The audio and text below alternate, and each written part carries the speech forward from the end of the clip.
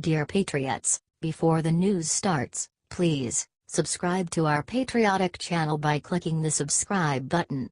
Give us a thumbs up to this video. Don't forget to leave your opinion below in the comments section.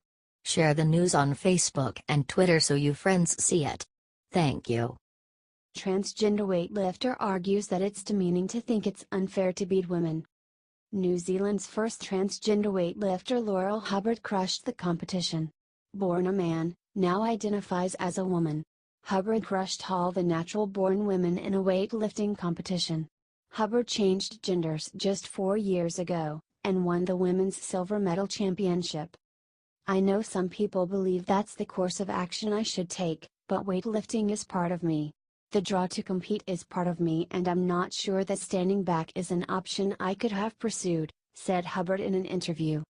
Hubbard then addressed critics who felt like the victory was unfair. "Look, I've heard that and I think it's incredibly disrespectful to the other competitors. I don't believe there is any fundamental difference between me and the other athletes, and to suggest there is is slightly demeaning to them," said Hubbard. I wonder if Hubbard's competition feels the same way. "I think, as an athlete, you have to try to shut it out, because it just adds to the weight on the barbell," said Hubbard. Hubbard then mentioned how her parents inspired her. "I have a huge amount of respect for my parents and a lot of love, because they've given me so much support over the years, and I suppose the advice my dad has given me over the years is just keep on going, fall over, get back up and keep on going," said Hubbard. Do you think Hubbard's victory is unfair?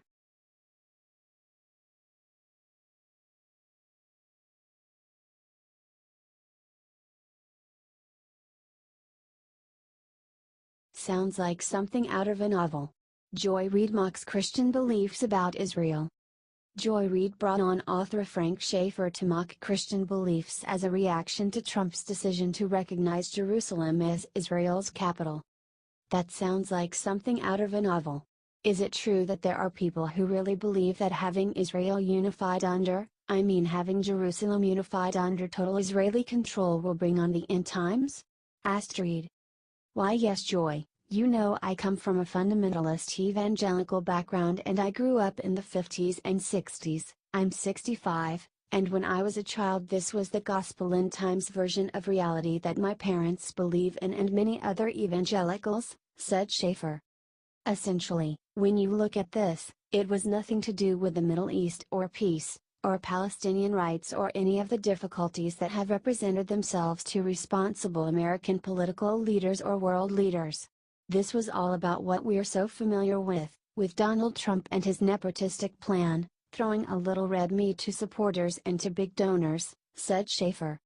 Are you proud that President Trump has kept the promise to recognize Jerusalem? George Bush and Obama made the same promise but failed to follow through.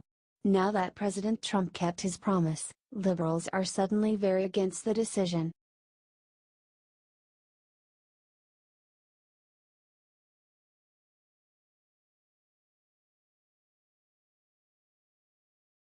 But inside I was shaken, Sarah Silverman exposes trauma she experienced after seeing an American flag.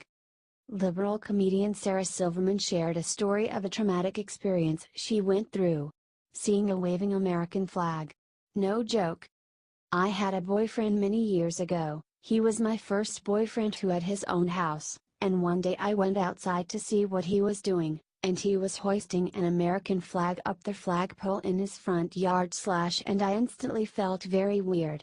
It didn't make sense, but I felt this feeling of like, I felt scared. Yeah, I felt scared, said Silverman. She proceeded to ask her boyfriend why he was hanging an American flag. Because I love America, he replied. I was like, right, of course. But inside I was shaken, explained Silverman. I had no idea why I was freaking out. I had this very visceral reaction, and my sister, who knows ST because she's a rabbi in Israel, explained to me, she was like, dude, nationalism is innately terrifying for Jews. Think about it, flags, marching, blind allegiance? These things tend to ring a bell for us, said Silverman. Right. Of course. Duh. It made sense, she added. Later on she explained how saying America is number one is very offensive.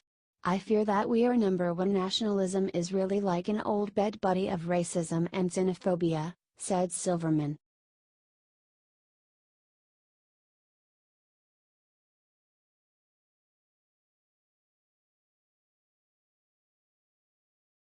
Chelsea Handler releases video mocking Sarah Sanders' appearance, she pays for it. Chelsea Handler continued her relentless assault on Sarah Huckabee Sanders' appearance. She recently made headlines for saying that Sanders wears whore lipstick. Handler is a feminist, except for when it comes to conservative women it seems.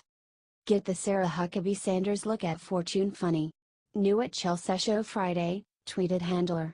She shared a video of a woman doing a Sarah Huckabee Sanders makeup tutorial. The point of the video was to mock Sanders' appearance. Glad to see how much of a strong feminist you are, by promoting positive body image of other females, responded one user to Handler sarcastically. Handler responded. This woman deserves to be taken down. She is pure evil, she tweeted. Mike Huckabee commented on Handler's insults to his daughter's appearance. I'm surprised that there were not women on the left who at least had the decency to call her out for this. I know you're probably expecting me to be very angry about it, but truthfully, when I read what she said and then I watched it, I felt sorry for Handler, said Mike Huckabee. She seems like a very angry and bitter person. Look, she's almost as old as me. So this is at a point in her life, she needs to start mellowing out. And she seems to be just in a rage. The sad thing about it, she boasts about the 2 abortions she had at 16. I think in many ways she's jealous of my daughter, said Mike Huckabee.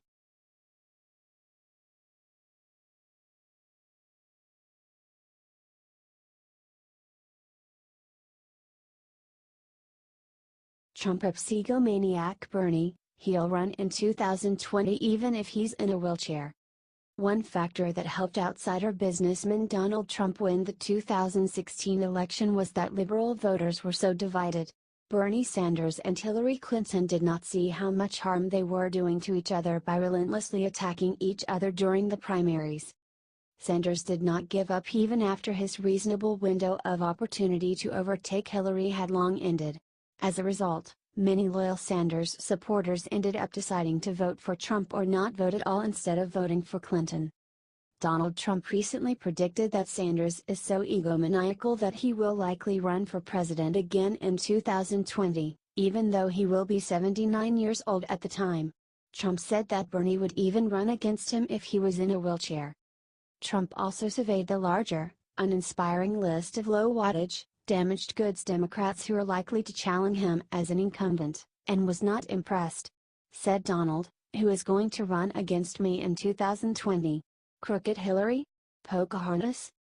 Trump is already working to knock out Warren before she has a chance to gain any traction. He recently told some Navajos at a Native American event, "You were here long before any of us were here. Although we have a representative in Congress who they say was here a long time ago. They call her Pocahontas." This clearly triggered hypersensitive Liz, who whined afterward, "It is deeply unfortunate that the President of the United States cannot even make it through a ceremony honoring these heroes without having to throw out a racial slur." Do you think Trump will have an easy time defeating self-important Bernie Sanders and dim-witted fraud Liz Warren in 2020?